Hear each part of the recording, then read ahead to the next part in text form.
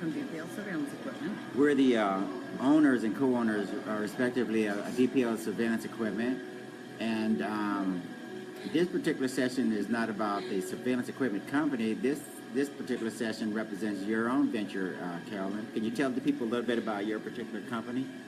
Oh yeah, it's called Carolyn's Organic Natural Handmade Soap, and I make my soap at home. I've been doing this for like a year, and I did some research before I started making all this natural organic stuff.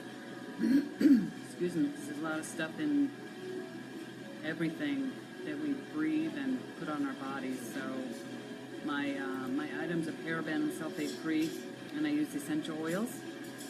And we're talking about the health effects of parabens and sulfates, sodium lauryl sulfate, which is also called SLS, which is in soap, in lotions, hair gel, shampoo, conditioner, toothpaste even, which is pretty sad.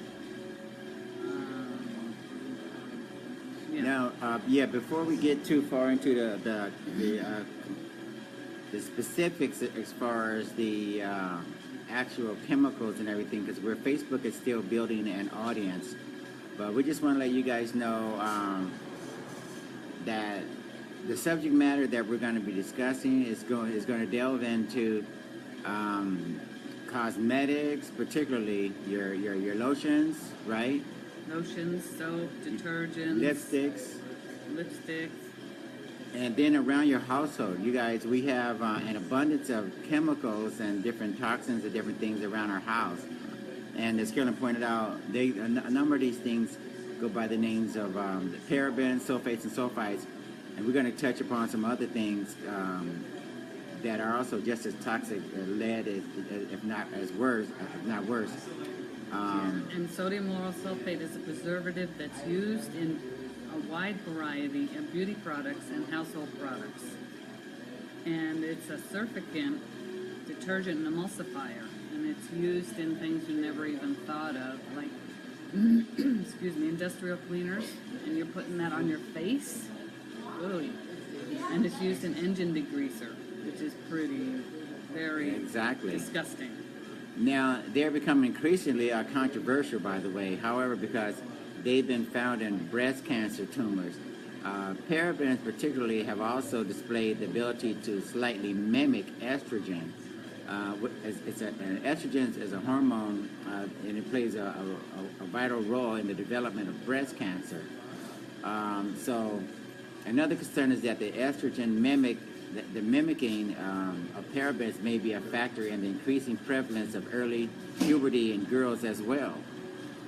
Yes, yep, I agree with you on that.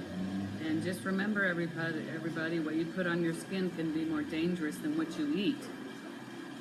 And then there's the aspect of sun exposure. When you combine exposure from the sun, as it all these chemicals, right? When the sun interacts with the chemicals on your skin, then that really causes some major issues. Studies indicate actually that methylparaben applied on the skin may react with UVB rays, leading to increased skin aging and DNA damage. Yeah, things that you don't even think about, like sun exposure, and also your children. Don't let your children play with your makeup, your lipstick, eyeshadow, blush. If they're putting that on, then they're children, and everything is so delicate that their neurological system can be affected. Now, parabens are a class of chemicals, by the way, you guys, widely used as preservatives by cosmetic and pharmaceutical industries. Parabens are effective preservatives in many types of formulas. These compounds and their salts are used primarily for their bactericidal and fungicidal properties. They can be found in shampoos, as Carolyn mentioned, commercial moisturizers, shaving gels, personal lubricants, topical parenteral pharmaceuticals, spray tanning solutions, makeup, toothpaste, They're also used as food additives. Go ahead. And the parabens, that's what makes things suds, all the bubbles, which is, Well, actually, I think that's that's the all it is. sulfites, isn't it? no, it's the parabens. Okay, the the parabens. parabens make things suds like shampoo, soap, etc. And you don't need that. It's just a bunch of fluff to see, oh, all the bubbles, that means I'm getting clean. No, actually it's the opposite.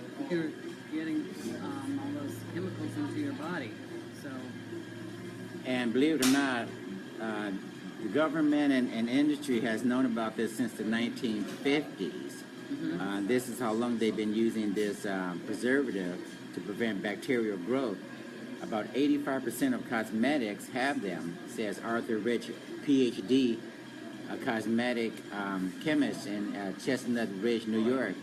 He says they're inexpensive. So basically, we're talking about a very cheap substitute that industry uses as filler and fluff and a preservative. and there's over 1,000 chemicals that are invented every year, and 90% of them are toxic. Their efficacy as preservatives in combination with their low cost probably explains why parabens are so commonplace. Parabens and sulfates are very cheap. They are becoming increasingly controversial, however, because they have been found in breast cancer tumors. Again, parabens have also displayed the ability to slightly mimic estrogen, I can't say that enough, a hormone known to play a role in the development of breast cancer. No effective direct links between parabens and cancer have been established. However, another concern is that the estrogen-mimic aspect of parabens may be a factor in the increasing prevalence of early puberty in girls. So I really can't stress this enough, because out of the studies that they're doing, they've determined that every single instance of breast cancer had the presence of parabens in there. So when you start to get to 99 and 100%, we can't afford to pay attention to the FDA and the Oh yeah, they're not on our side at all. peer-reviewed studies anymore, because now we're finding that every single instance of breast cancer and the tumors where you extract, do the biopsy or whatever, we're finding parabens there. And also deodorant. You must use deodorant with no aluminum. That's another toxic chemical is lead. Lead goes straight under your arms, straight into your breast, straight into your lymph nodes. Typically, more than one form of the ingredient is used in the product. The most common are, and I'm not going to screw this up, but butylparaben, methylparaben, and propylparaben. Over the last few years, however, in response to customer concerns, many brands have started to manufacture and label paraben-free products, including lotions, lipsticks, shampoos, scrubs, and more. That's what I do. I look for everything that's paraben sulfate free. If it says methyl sulfate, ethyl sulfate, butyl sulfate, anything with the end sulfate or paraben on the end, you do not want that on your skin at all. Now, see, you guys are part of the app generation, you guys out there on Facebook land. And we have an app that you probably want to take a look at, particularly you guys want to get the parabens and the sulfates and sulfites out of your house and your cosmetics, detergents, etc., etc. The EWG is one name that comes to mind. Can you tell the That's viewers? Environmental Working Group. You can go online and punch in whatever beauty product you have, and it'll tell you on a scale of 1 to 10 how toxic it is. Also, there's something called the Safe Cosmetics. That also can help you too. That's very informative. Okay, now I'm going to put some information into the Facebook comments for you guys, because the Environmental Working Group has this app, and it's very, very important to download this app and take a look at it and see, because you can literally find out, you can scan your products and find out exactly what products you should be buying, and as compared to which ones you should stay away from. we've used the app and we've scanned in the barcodes from a lot of our household products, cosmetics, detergents, etc., and they have a very, very simple, easy to use rating system. And Sonia Launder, Hi, Bill. hi Bill. Sonia Launder, a scientist at the Environmental Working Group, sees it as a two-part issue. The first question is, can these products be safely used by everyone? And the second is, if they're just a contributor to this overall concern about metals and metal exposure, then what's best? How low can these levels go? Launder and others suggest that better disclosure, either from companies themselves or the government, would help consumers understand and limit their daily exposure. That's what Sonia Launder is saying. She's from the EWG. And there's also 150 names for different sulfates. So sometimes they mask these names, and you have to, if you can't pronounce it, basically, you probably don't know what it is. So you should check into that and look on Wikipedia or EWG or Safe Cosmetics. And let's see. Ways to cut down on your intake of toxic chemicals. The water you drink, the containers it's in, it should be BPA free and hopefully glass. Glass is also better than plastic because whatever you put in the plastic will leach out and you'll be drinking it or putting it on your skin. Right. And then also, people are under the impression that more is better, right, when it comes to the number of items that people typically use. In one day from, Right. You Can don't you tell need the people anything about, Well, you don't need 20 products to do every little thing. You could use one or two. You don't need one for your eyebrow, one for your hair, one for your nose, one for your body. One, it just goes on, and that means you're exposing yourself to too many chemicals. So if you can get one product that can do 2 or 3 things. And then also, I think we're going to throw some other names out there, some apps and resources. There's an organization called Skin Deep, I think. Skin Deep, right? That's a good one too, yes. And okay, Skin Deep is another resource. Go there and take a look at what they have to say about how they rate and classify these products as well. And we can also give you a list of companies that are chemical free, like Aveda, ABEDA, Origins, Burt's Bees, John Masters, just to name a few. And there's a newer site called Good Guide. That's another helpful resource. The Good Guide. So take a look at Skin Deep and the Good Guide, and they also are going to help you guys a great deal when it comes to some pretty good resources, places to go. Yeah, those guides are good to find out what's toxic, and then the other ones, like I mentioned, Aveda, Origins, John Masters. There's Honeybee Gardens, Gabriel Cosmetics, where you can go and find items that are animal cruelty-free and green. And look for products that are fragrance-free, hopefully. Oh, fragrance-free, yeah. One artificial fragrance can contain hundreds, even thousands of chemicals, and fragrances are a major cause of allergic reactions, by the way. Yeah, get items that have natural pigments or plant-based. And just so you guys will know, pay attention to the order in which the ingredients are listed. Yes, that's very good point. Manufacturers are required to list ingredients in descending order by volume, meaning the first few items are the most prominent. Right. If calendula extract is the last, calendula extract is... So calendula extract is a natural herb. Okay. If that's listed as the last ingredient on a long list, then that item isn't very natural. So what we're looking for is the items that are listed towards the top, as far as the more prominent, right? Yes. And Charlie mentioned about glass versus plastics and such. Plastics leach out. Oh yeah, the chemicals go straight into your bloodstream without filtering of any kind, going directly to your organs. And look for products that are made by companies that are earth-friendly, animal-friendly, and green. For more information about how to buy cruelty-free, go to Group for the Education of Animal-Related Issues, or GEARI, Geari, and that's going to help out a great deal as well. Okay, and I was told there's 50 ingredients that I have told has been banned in other countries. So if all these ingredients have been banned in other countries, why haven't they been banned here?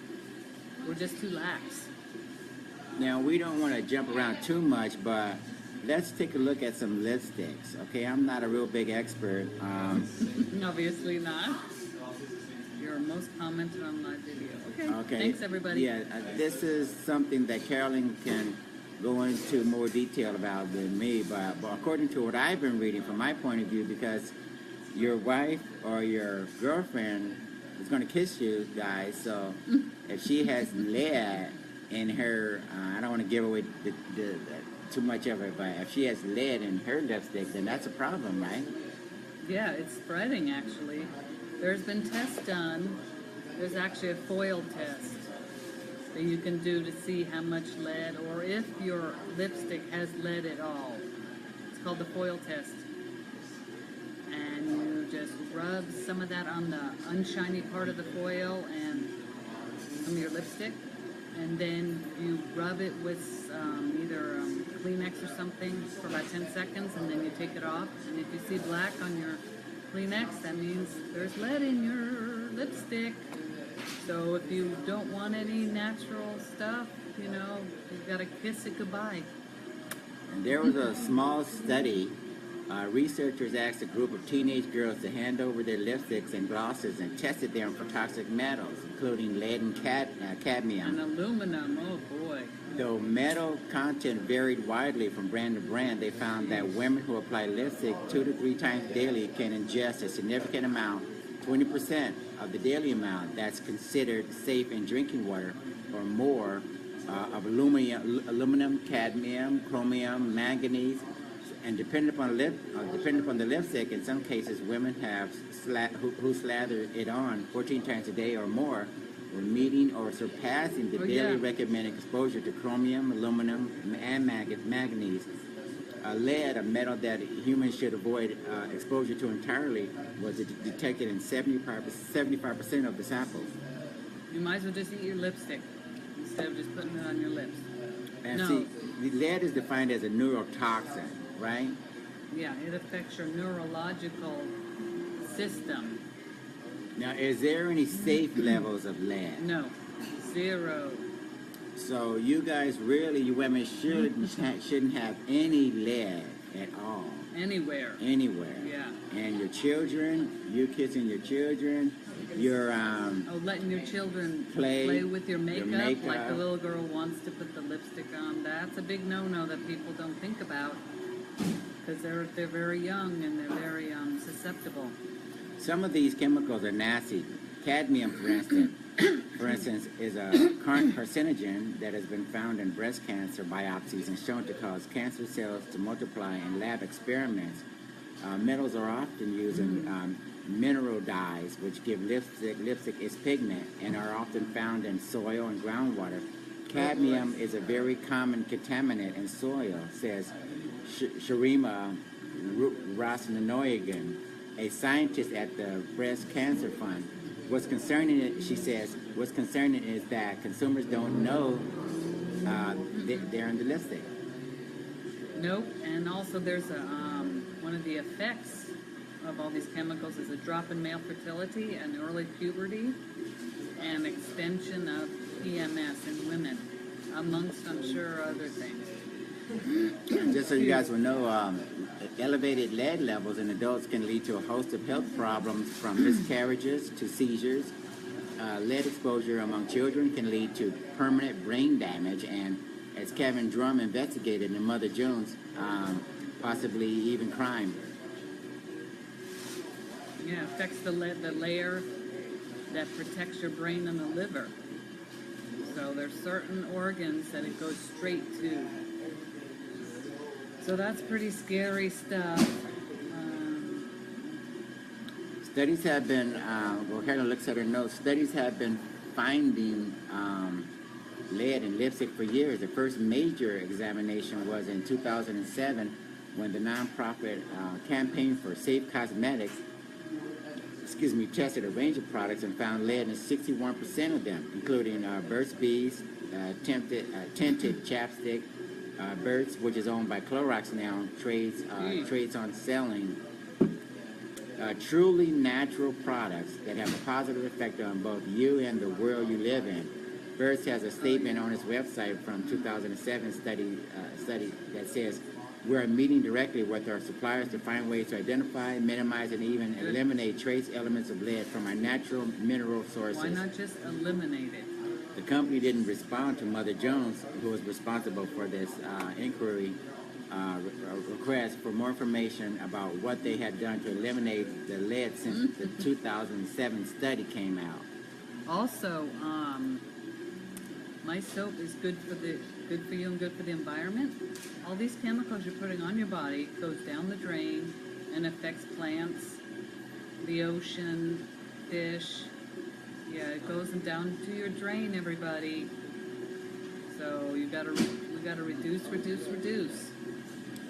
Now, just to do a shameless plug for Carolyn's soaps and lotions, because she can go out, hi Corinne, because Carolyn, Corinne, Carolyn makes her own natural organic soaps and lotions, and she's probably going to be diversifying into some other areas soon. But yeah, we make absolutely sure that we source organic and natural as much as possible ingredients. When I use my ingredients in my soap, and I'm going to start making massage oil, and I make my own lotion, which everyone's loved. Let's see. Maybe lipstick, maybe. Oh, I can experiment in making lipstick or lip gloss. Yes, definitely. So, you know, if you have something particular that you want her to look at, that you want Carolyn to look at, yeah, contact her and let her know that you have, you want to get away from the commercial products and you want to take a look at making something specifically for you. And you should give your skin the same kind of care as you do your diet. So if you have a really, healthy diet, organic foods, bright colored, drinking lots of water, then you should do the same with what you're putting on your skin. Yeah, I have to admit that, in the long run, natural and organic, it's going to cost you less because of the medical issues associated with going to the doctor, being treated for cancer. The lead levels have been associated with brain defects and such, improper learning ability in small children. The list just goes on and on. So don't be dismayed by the idea that you get supposedly cheap cosmetics, because in the long run, the cheap commercial brands with the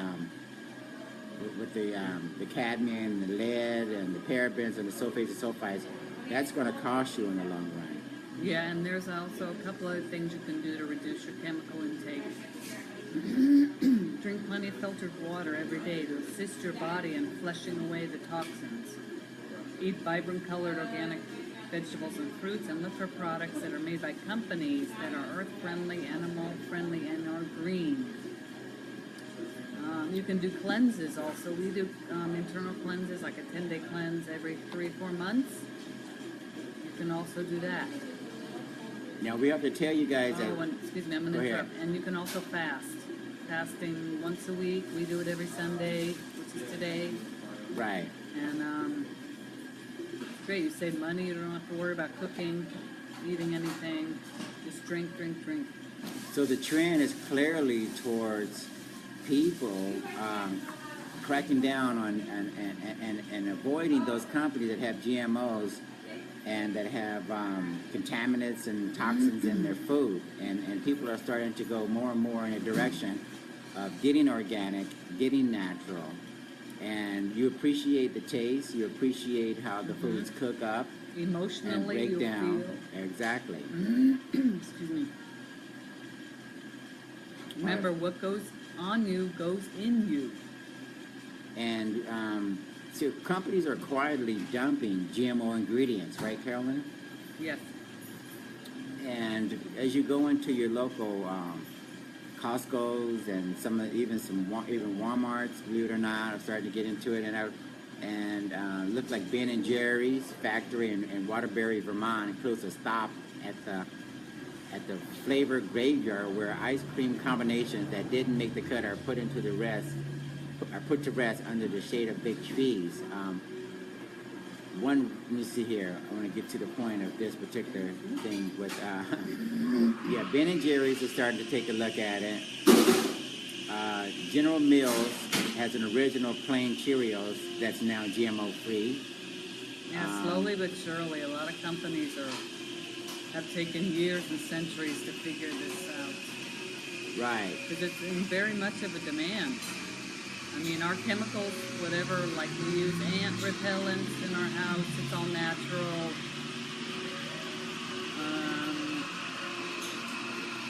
Yeah, getting back, this is what I wanted to say about Ben and Jerry's. They have something called Coffee Heat Bar Crunch, one of the company's best sellers. Okay, I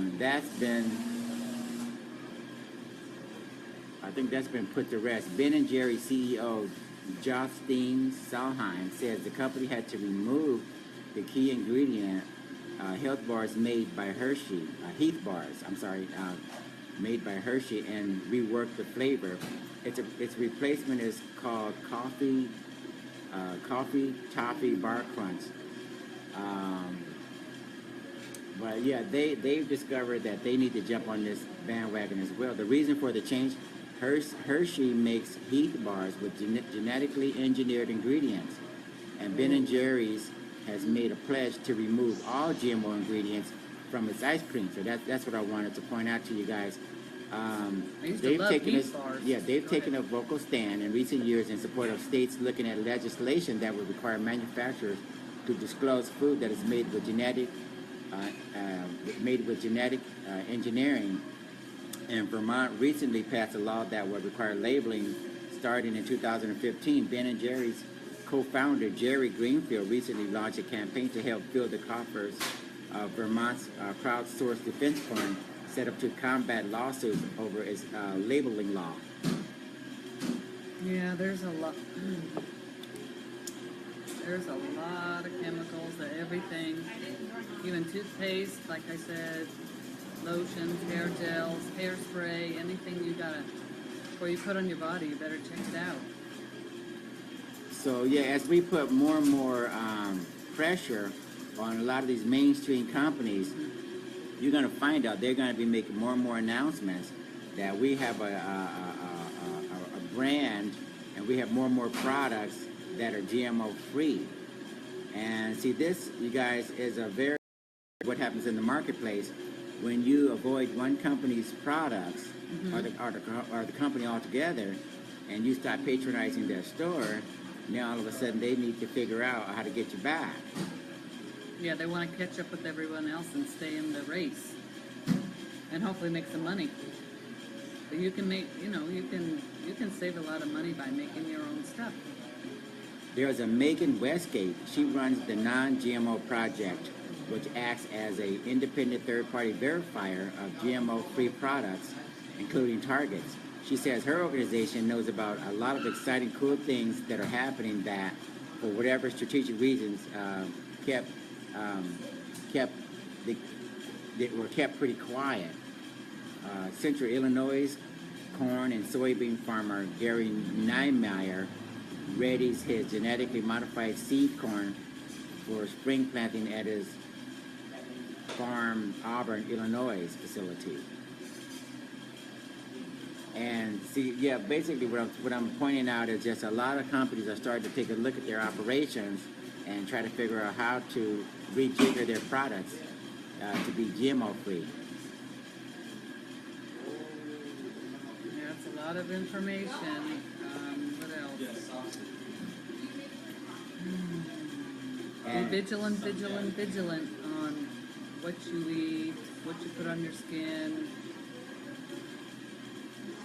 And then also it's very lucrative to actually sell GMO-free crops.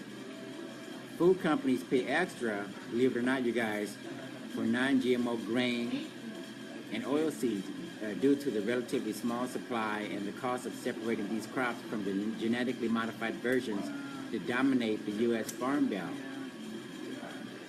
That makes sense. One farmer quotes, "I was profitable because I made the switch," says Mr. Benham, who farms near Versailles, Indiana. In our business, margins are so critical that we chase a dollar anytime we can. So basically, he's saying that because Whole Foods and the Lassen's of the world and the other health food stores, they are running out of a lot of sources for the natural and the organics. So what happens is there's a demand there, but they're having trouble meeting the demand. So you farmers out there, if you're not making enough with stupid Monsanto genetically modified seeds and corns and crops, Then change over. then you need to switch over because this is the new gold rush of this particular era here. In the 2000s, you're going to see more farmers making out very, very well by switching over.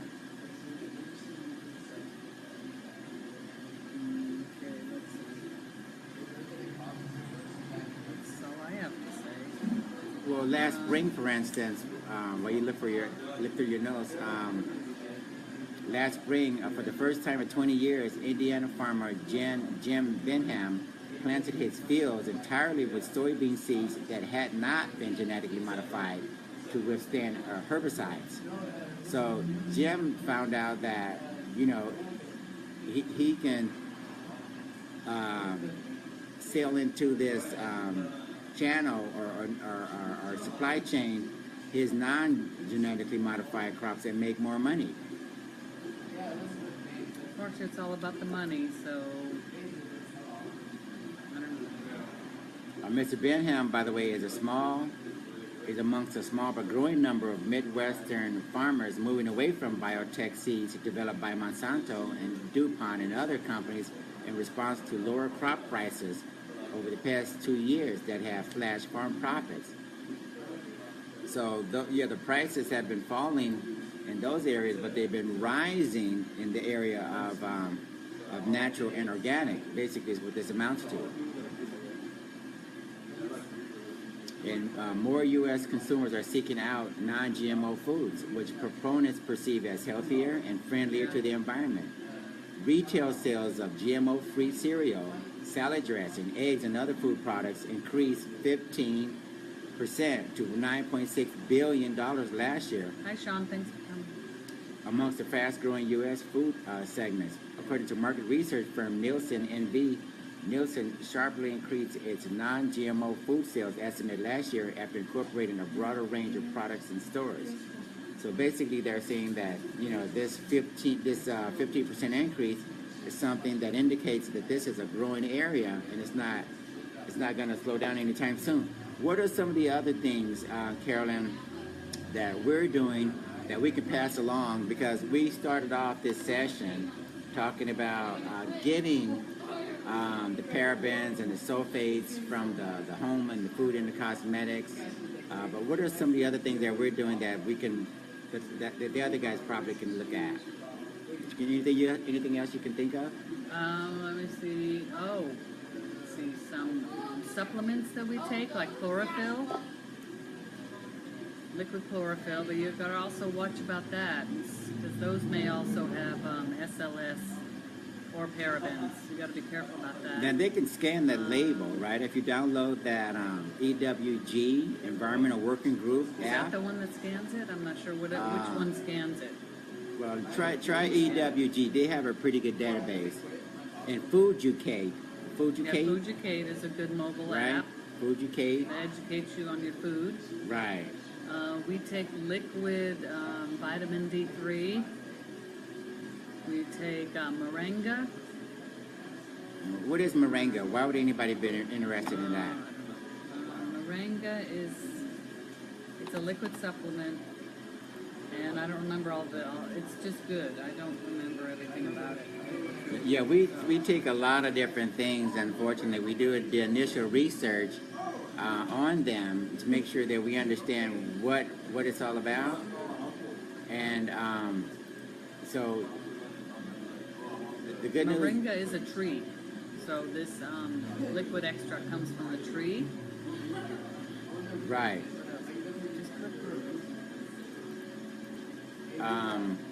Let me see. We'll come back to that. Let me see. Let me see. Moringa. I don't remember everything, all the benefits from every single thing we take. Yeah. But, yeah. Initially, like anything else, you know, we do our initial research on some of these things. There's astragalus. There's moringa, vitamin D3, colloidal silver, which helps prevent from getting sick. Astragalus. What's the other one? Let me see, astragalus, but let me see, let's focus on moringa just for a second here. It's made from naturally dried moringa leaves, 25% plant protein, 31% fiber. It's a rich source of iron, iron, vitamin A and vitamin K, vitamin E, calcium and magnesium. And high in antioxidants. I think that's another thing you look for, antioxidants. It's more bioavailable than most manufactured supplements. And bioavailability is a very, very important concept. Why is that important, Carolyn? Your body needs to be able to absorb it quickly and easily. And if it doesn't, it will just go in one end and out the other. Right. So your body extracts everything that's important, for instance, from the moringa, and it excretes the rest. So yeah, when you eat anything, you guys, you want to make sure that your body extracts the good nutrients and can break it down and rid itself of everything that's not important. And hopefully, what's excreted won't be a bunch of toxic chemicals or whatever. So it's good things coming in and good things coming out, so to speak. So we do waters too. We put a lot of emphasis on waters. Anything about waters you want to cover? Water. W-A-T-E-R. Oh yeah, we just don't drink tap water. That's a big C, which means cancer. A big no-no. Plus the taste, it has everything from A to C in it. We do the reverse osmosis water and then spin it in a machine. So the reverse osmosis has no minerals, and when we spin it, it puts all the minerals back into it. Okay, and the spinning process that Carolyn is referring to actually is formally called structure. We're structuring the water. What's happening, you guys, when you drink your typical water, tap water, for instance, the molecules are so large and they don't exactly get absorbed into the cellular walls, right? Nope. So we're structuring our water. We put it in a small device that spins it's called the vitalizer. Right, and it was a quarter at a time, or how much do you think it's spinning? Like a quarter at a time, and it uses a mineral cube. Right, and that cube is actually putting trace minerals back into the water. So you're structuring your water so that when it encounters the cellular walls, it's absorbed, and you actually hydrate. Get hydrated, instead of dehydrated. Right. A lot of times when you drink your typical tap water, for instance, you guys, you may think that you drunk a whole lot of water. You may feel like it, but your cellular membranes have not exactly absorbed it. So you find yourself using the restroom a great deal, and you find yourself feeling, bloated or whatever because you're carrying a lot of water. Well, because you're absorbing chemicals too. Exactly. Whatever's in the water, chlorine. Ugh. Yeah. Get chlorine out. So we're extracting. The reverse osmosis breaks down the water completely. It takes everything out of it, even the micro pharmaceuticals, because distilled water really can't break down the micropharmaceuticals because they're so tiny that I don't care if you heat it up to the temperature of the sun, you can't break down the micropharmaceuticals in typical water. So you have to use reverse osmosis. You have to structure your water, put some trace minerals back with the mineral cube, put it back into the water, and then you drink it, and then you find that you can actually do athletic grade exercise and different things. Your recovery time goes way up. Again, your hydration goes way up. Just a ton of benefits. What else do we do that people may want to know about? We don't want to give you guys all of our trade secrets, but we'll talk about a few things. Iodine is kind of important. What's important about iodine? Oh, iodine. Well, that's okay. Look, you guys are suffering from a huge deficiency of salt. Iodine. Well, more specifically, salt. And because 80% of Americans fell for this garbage about all salt is bad, everyone removed everything, every salt-based product from their tables and cabinets and everywhere else. And they didn't replace it with anything, right, Carolyn? No, they sure did not. So also you should try replacing regular salt with pink Himalayan salt. Okay, you got pink Himalayan salt, and then sea salt is another good. Sea salt, yeah, those Right. two. So what we typically try to make sure, we do, for instance, is we get rid of the processed salt, use the Himalayan salt, use the sea salt. You can even Use get iodine. get your iodine, Mhm. and there's some tests that can tell you actually how quickly your body is absorbing the iodine. When you do the test, based upon how quickly your body absorbs the iodine, will tell you your deficiency levels, and when your deficiency levels drop way below what they should be, then that tells you need to really put a lot more emphasis on taking more iodine. Oh, and also another thing we do is pH strips. You can buy the pH strips at like Vitamin Shop. Why would I want to use pH strips? Why are they important? Okay, you take a little piece and put it on your tongue, and it'll tell you if you're acidic or Alkaline. Alkaline. Now you're supposed to be more alkaline. It has a color code. Now, The more green you are, the more the darker it is, yeah, the more green, the okay, less acidic you are. and when it goes to the opposite side towards the yellow or lighter areas or colors, what does that That mean? means you are apt for diseases like cancer, etc., etc. Okay, that's important. Now, you guys eat a lot of red meat, a lot of you. A lot of you drink a lot of soda. Mm-hmm. A lot of you eat a lot of processed foods. Those people are how are they gonna test? They're going to test acid for sure. Okay, so look, you guys, when you find that you're getting migraine headaches, when you find that your indigestion is all messed up, when you find that you're sluggish and tired all the time, more than likely you're gonna have to balance a little bit more, a little bit better towards the alkaline part of the test. pH, the pH. alkaline pH. You get that alkalinity up and lower that acidic, and which means unfortunately you're going to cut down on the red meats, cut down on the processed foods, cut down on the sugary drinks, etc., Eat healthy. etc. Just eat healthy. That's what this session is about. Right. This session really is all about eating healthy, living healthy, and understanding that it's not more expensive, it's less expensive once you make the transition. Because when you cut down on doctor's visits, when you cut down on buying products all the time that are going to end up in the landfills and everything, that's actually going to save you money, right?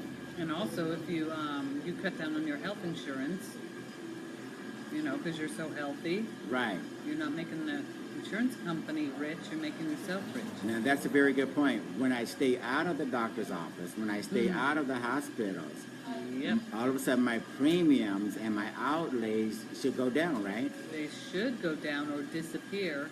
Like me and Carolyn, we opted out of this typical scam called the healthcare industry because we decided after so many years of trying to work with Kaiser, we decided, look, We're going to take over our own health. we're not visiting you guys as much. We're not seeing doctors. We're not seeing hospitals. We're not doing all your typical exams or whatever. We're doing preventative. If you can't lower our rates because we're doing preventative, Right. then we don't need you, right? Right, we're not visiting you as much, so you should give us a discount. But no, Yeah. they didn't want to. They Well, it's wanted to common raise sense, it. right? If you drive safely in your car, and if you pay your bills on time or something, you should get an incentive, right? Oh yeah, sure. And like rewards points with a credit card, we weren't getting anything. No. So we were getting annual increases. We decided that. Yeah, that was our Right. reward. So now we're in much better health. Tests and diagnosis. What we typically do, just so you guys will know, when we do use the medical We go to the urgent diagnostics, care, and they can do a physical for a certain amount. they can do a physical. They can do blood tests, urine Yeah, we tests, just tell etc. them exactly what we want, Right. and you would pay a minimal amount. And those tests, when they come back and confirm that the triglycerides and the sugar levels and the everything, when they come back, they look good, and we're healthy, and everything looks fine, then we know that we're on the right track, right? Yeah, blood pressure's good. Right. So, yep. So look, take back your health and understand that all these things are within your power now to get more control over your life, what you eat, and again, the supplements and things that we're taking are making a major difference. You know, we're a little bit older than a lot of you guys probably, but at the same time, the older generations are living healthy, working, they're exercising more, and they're very, very active because Yeah. we're learning a lot more about what we were told. A lot of things we were told a long, long time ago were not true, and now we're rediscovering, if you will, what it means to get a handle back on our health and the food and the diet, nutrition, and all that. Yeah, I can't remember when the last time that we were sick. Exactly. I mean, we get little sniffles, and then we take colloidal silver, and that stops the cold or flu in its tracks. Now, just so you guys will know, the most effective things that you could ever take are usually the most cheapest. Oh, yeah. The colloidal silver is an antifungal, antibacterial solution that dates back to the, who knows, the 30s or 40s or something, way, way back. And we get, how many ounces do you think? 2 ounces in the colloidal silver jar. Yeah, 2 ounces, and you take 3 or 4 drops a day. It Right. lasts about 2 months. Well, 2 people, it goes faster. Yeah, but at the same time, it lasts a long, long time. And we take it occasionally, not every day, but we take it occasionally. And we try to rotate between the various things that we take. We like tinctures or Tinctures, right. liquid forms Liquid as compared extracts. to bombarding our livers and With pills. kidneys. pills, Yeah, pills, at some point, the hard surfaces and the coatings, etc., don't break down as much. And I remember one time I was taking a pill, and it got caught in my throat, and I'm like, I couldn't breathe. And I'm Right. like, oh, we got to cut down on this, because that was a pretty big pill. Yeah, so bioavailability is very important. And when you have a liquid and you have micro-clustered water, you have powders like the spirulinas and the chlorophylls, etc., those things are manufactured and buffered so that they're very easily assimilated and go right into your cellular membranes and such. So let's get away from, if possible, as much as possible, the hard pills that don't necessarily break down, because there's been a lot of studies of river streams and river beds and bodies of water where they found everything that you've taken. Yeah, and that's what you're drinking in your water, antidepressants, people's vitamins, people's medication, The hormone, steroids. mental disorder stuff, yeah. There have been studies that indicate that the fish populations and rivers and streams have almost reversed from a balance of male and female to all female, for instance, because the fish get a hold of your estrogen and your nitroglycerin pills and everything else that your body didn't break down, and guess what happens? And one of the most stupid things I've ever heard of is giving these things to your pets as well. It doesn't break down on them either. So make sure that if you give your pets anything, make sure that it's such that, again, the powders and the liquids and the things that break down. It's the quality. Whatever The you're going to quality, take, you're going right. to give it to your pet. Same thing. Right. So let's be educated, and we're going to wrap this up because I think it's nearing 1 o'clock. But we're going to put links and resources to all of these particular groups, so you can go back to meetups, and so you guys can go back and review, you know, because it's taking us months or years to accumulate all this information. You're not going to get it all within an hour, trust me. And so yeah, take a look at your cabinets, take a look at your cosmetics, cabinetry, etc. Anything else that you want to summarize with the people? Oh yes, I'm on Facebook under Carolyn's Organic Natural Handmade Soap. I can make soap and lotion. If you want custom bars, you can do that. Children's shapes, I can also make. So go, I have all my selection on Facebook. And I have my Euclid store. So, and you can also email me, okay? So, looking forward to the orders. Thank you. Right, yeah, Carolyn is really doing a fantastic job in terms of making sure that you guys can get your detergents. I think we even make our own detergents. Oh just so yeah, you make guys my will own know. detergent. I make my own counter cleaner. Counter cleaners, etc. And one thing I want to leave you with is also that, before we forget, when you buy clothes, typically the pesticides and the insecticides, herbicides get into the cotton, and it never really depletes out of the washes out. So make sure you understand when you buy your clothes and when you wash your clothes, that's another area to be concerned about. Wash them first before you wear them. Before you wear them, and if possible, take a look at hemp-based products. But most of all, get Carolyn's detergents, or talk to her about detergents and dishwashing and everything else, so that we can start to make sure that when we wash and all these things go down the drain, that they don't pollute the rivers and the streams and everything, because all that stuff ultimately goes down into the streams. Yep. Thanks for viewing, and don't forget, remember what goes on